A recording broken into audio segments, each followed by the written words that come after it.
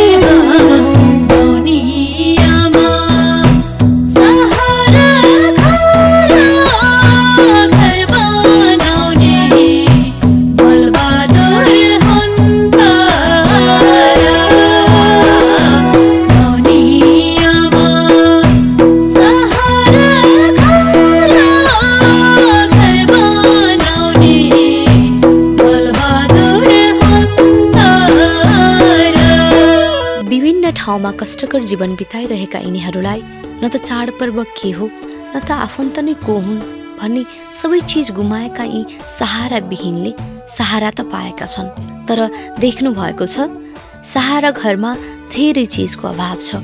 तपाईँ हाम्रै सहयोगले यतिको छ। यो सेवाको लागि हामी सबैको सहयोग अझै धेरै खाँचो छ।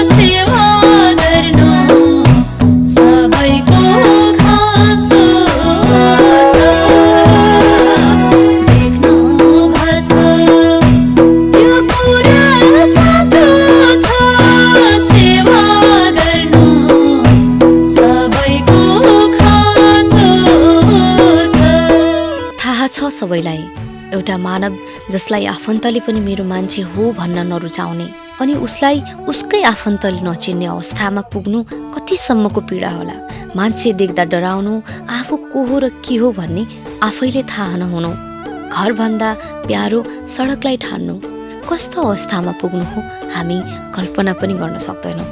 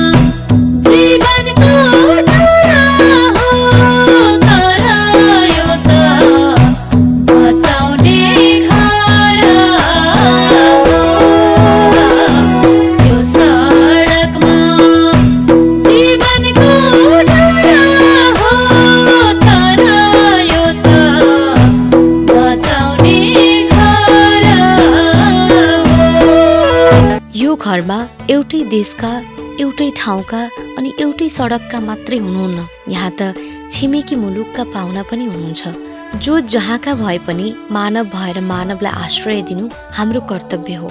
यो दर्दनाक पीडा र बलबहादुरको मानवीय कार्य देखेर देश विदेशमा रहनुहुने धेरै महान मनका धनीहरूले अहिले हामी पनि सहयोग गर्न पाए हुन्थ्यो भन्नुहुन्छ। साँच्चै हामी नेपालीको मन कति महान छ।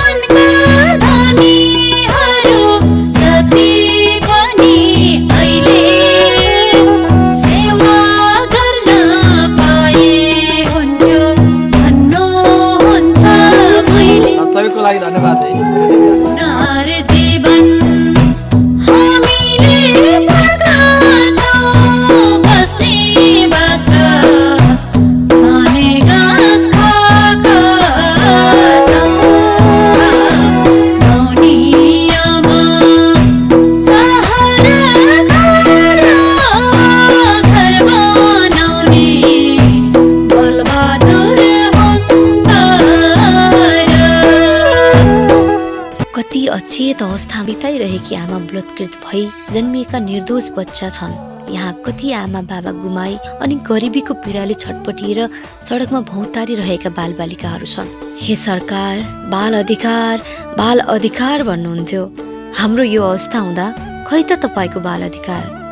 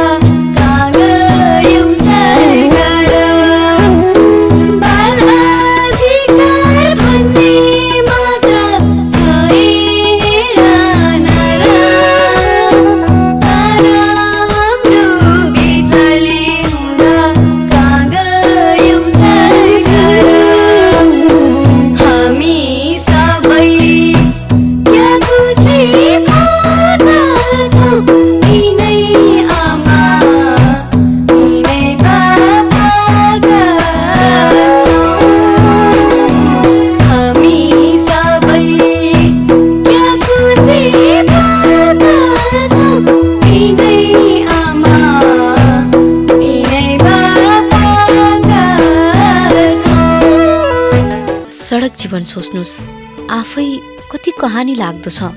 त्यसैमा पनि बाबा आमाको काखमा हुर्किने यो कलिलो उमेर सोच्दा पनि आङ्ने झिरिङ्ग हुने। तर भनिन्छ नि, दुखीमाथि भगवानको नजर पुग्छ भनेर। त्यसैले हाम्रो प्राण बचाउने यो स्वर्ग जस्तो सहारा घरमा आमा बाबा यही पाएका छौँ, गास बास यही पाएका छौँ। त्यसैले हामी सबै खुसी छौँ यो पुनर्जीवन पाएर।